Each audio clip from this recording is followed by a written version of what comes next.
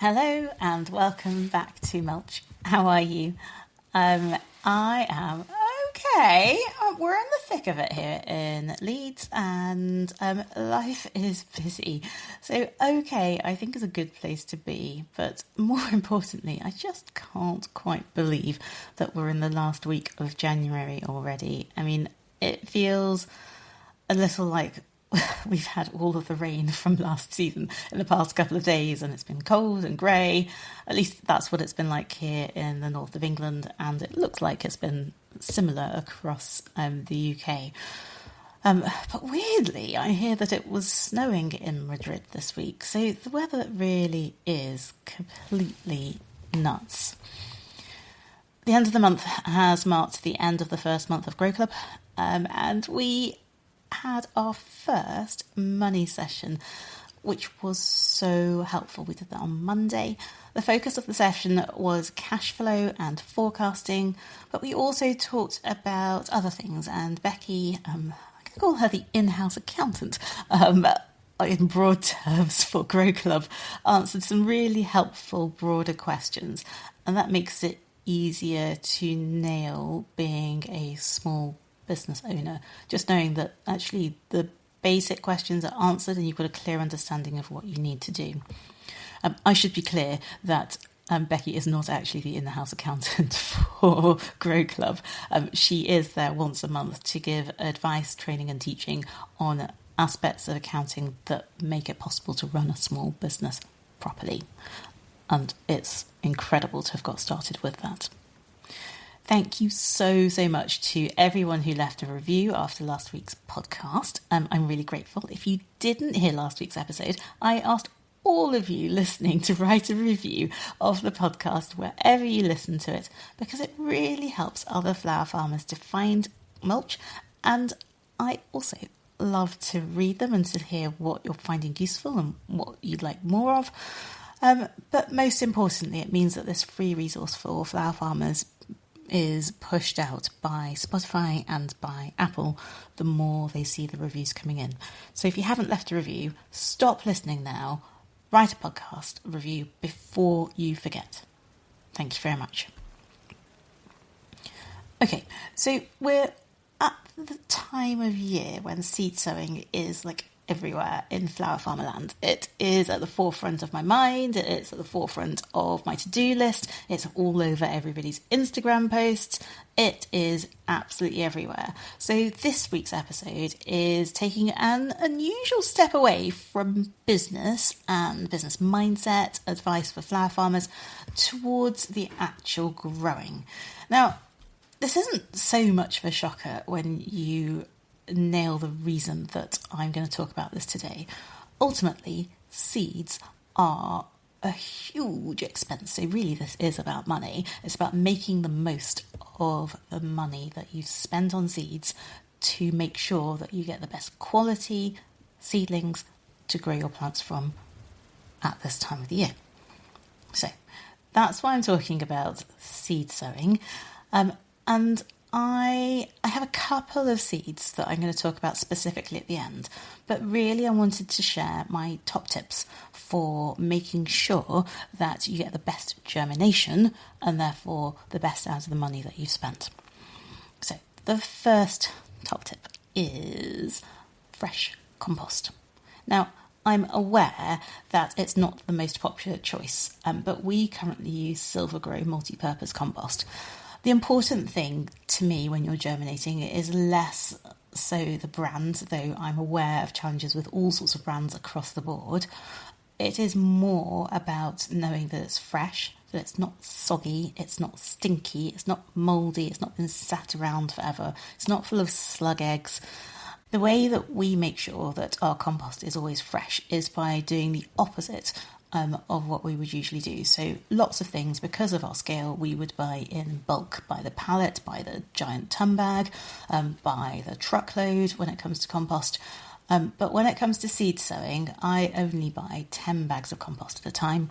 I buy them from a local garden centre. Now, I do buy a lot of it and they do give me a discount, but I still will only buy 10 bags at a time.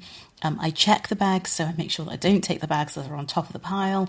I take bags from the middle of the pile. It's a little bit of an effort, but I know then that the bags are dry, that they haven't been sat around for too long, that they're from a pallet usually that's just been opened. And it means that I know that my seed sowing medium is the best quality that it can be for a bought compost. It is a little bit of extra effort, and it does mean that I have to go, certainly at this time of the year, every 2 to 3 weeks to get more compost. But I really feel that that small bit of extra effort and not buying in bulk on this occasion makes a difference to the quality of compost that I use and affects my germination rates, which is really important to me.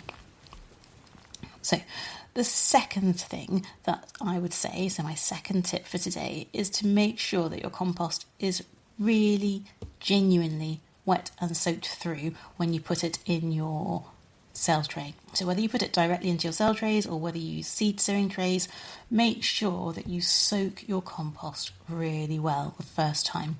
So many of you will have found that the more the compost dries out, the harder it is to make sure that it gets truly wet. So sometimes that also means preparing in advance. So you might soak your trays in the morning and sow the seeds in the afternoon or evening, rather than trying to get it all done within an hour quickly because you've got a spare bit of time. It really is worth that effort.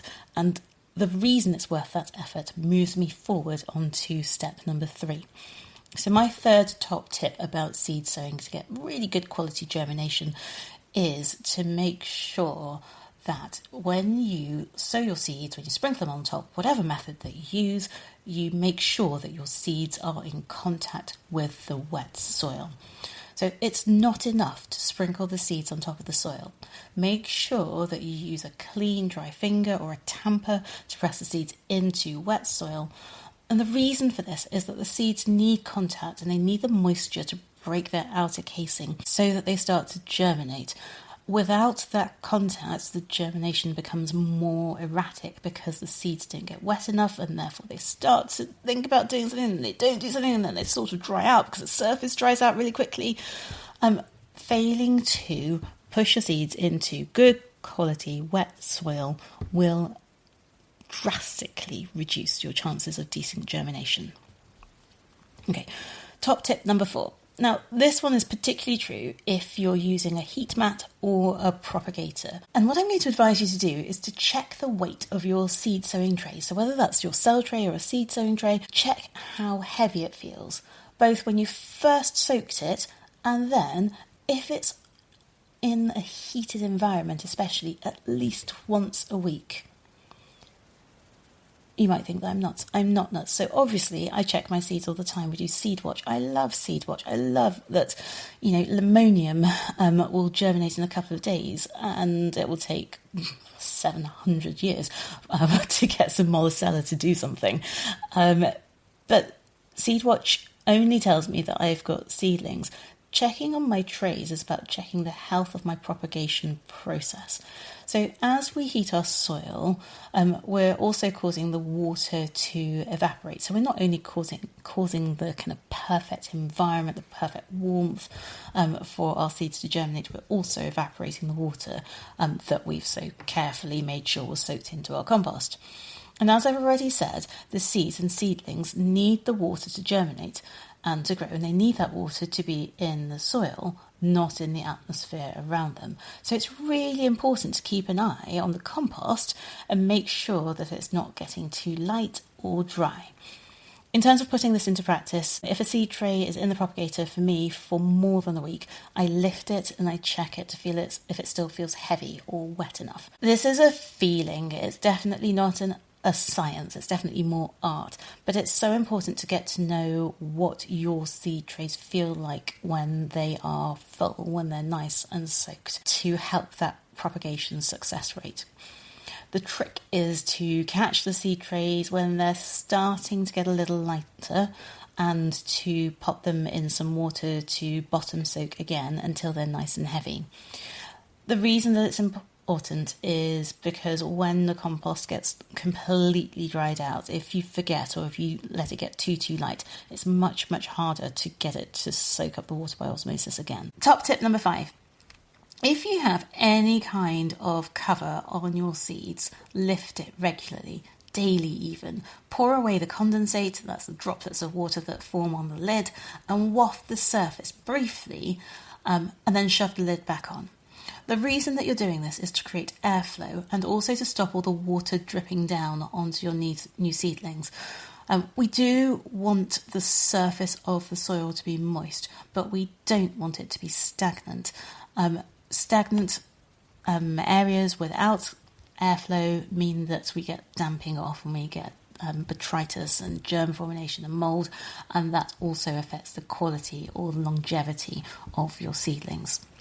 Okay, next, top tip number 6. Read the seed sowing packets for every single seed that you sow, even if you think that you know it off by heart.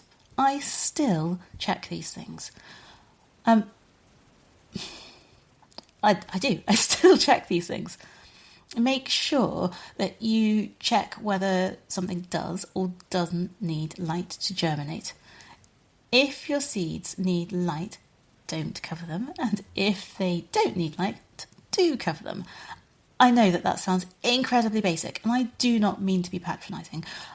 But it's really important because it's so easy to think, well, that's a big seed, it's obviously going to need covering, and to make an error that will affect the quality or the speed or the erraticness of the germination, making it harder for you to get a tray full or the 20 plants that you need in one go. Now, personally, I always cover my seeds with vermiculite. It's how I started, and it's always worked well for me. I like being able to see the colour change as well that you get when vermiculite is soaked, so you know that it goes nice and dark, and when it's starting to dry out on the surface, it goes paler and more flaky and dusty. And that's a lovely indication, along with that kind of test for weight that we talked about in step 4, for whether my seed trays need a soak again. I find that colour change, that extra indication, really reassuring. From time to time I have used perlite. It works absolutely fine, but personally I didn't like how it looks. It's purely on that perspective an aesthetic thing.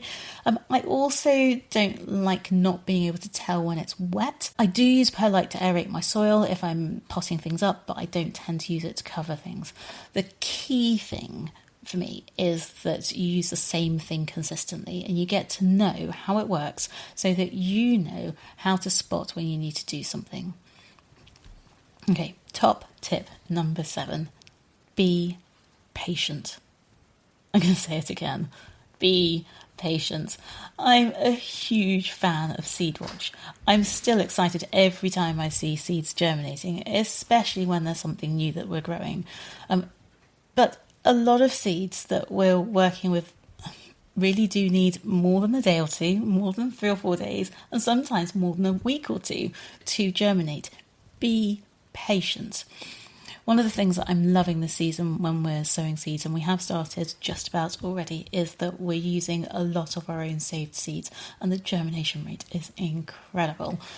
Straw flower the other day germinated in a day and a half, which is nuts. It wasn't a propagator, and I'd followed all of the previous steps, but I'd expect 3 to 4 days as a minimum for straw flower. So it's just phenomenal to see the difference it makes when you're using really super fresh seed.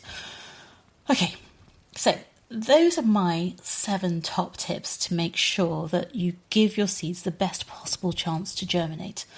There are 2 tricky beasts that I wanted to finish the podcast by talking about. Now, when I say tricky beasts, they're the seeds that I hear people talking about on Instagram or in forums. There are quite a few actually, there's probably 5 or 6, but we've only really got time to talk about a couple of those today. So the first one that I'm going to talk about is orlaya. Now, orlaya is beautiful, frothy whiteness on gorgeous, sturdy stems. I love growing it. Florists love using it. Every single wedding should have it. It's available if it's sown in autumn or early spring from June onwards, so it's good for that May-June gap. but it can be a really tricky one, even from fresh seed. So I've really, really confidently followed each of those first steps, 1 to 7, in terms of the advice that I've given above, when I've sown mine this year and last year and above. And the reason that this is so important for orlaya is because that prickly outer coating that it has is really hard. So it really does need to be soaked well to help it to break down, to allow for germination to happen. So if your soil isn't wet and the seeds aren't pushed in properly and you're not covering it and the surface gets dry and you're not patient, you will not see it germinate. So as a rule of thumb, even using the propagator, I'd expect it to be somewhere between 2 and 3 weeks as a minimum before orlaya starts to germinate. So it really does require that additional patience. And then it's erratic, so it will start to germinate, you'll prick a few out. That disturbance of the soil really helps for some strange reason, but it does, and so more will start to germinate after that. Be patient and follow the steps above, and you will get orlaya. The second tricky beast that lots of people talk about is annual phlox. Now, phlox drumundii, I think it is on my list of, I kind of have space for it, but I'm not sure if I'm going to grow it this year. And I will explain my why about that in another episode. However, for now, I know that some people find it difficult to germinate, and it's something that we've had no particular trouble with. We do buy fresh seed for it every year, and I make sure that I don't buy in excess, so there's none left over. So that would be my first top tip. My second top tip is that we sow our phlox onto wet compost. We push it into the seeds, and then I put at least 0.5 centimetre of vermiculite on top before I shove it into the propagator. So that 0.5 centimetre acts as that light barrier that it really needs. I know that people talk about putting it under newspaper, putting it in airing cupboards and doing all sorts of things. An airing cupboard will provide the warmth and it will provide darkness, but it doesn't provide airflow and all the other things that the seeds need to germinate healthily. So we do put it in the propagator. The lid of our propagator gets lifted every day, and I use 0.5 centimetre. Even though there are lights on top of our propagator, that 0.5 centimetre is more than enough to create darkness for the seeds, and they germinate beautifully every single time. All right, so 2 tricky beasts, orlaya and annual phlox.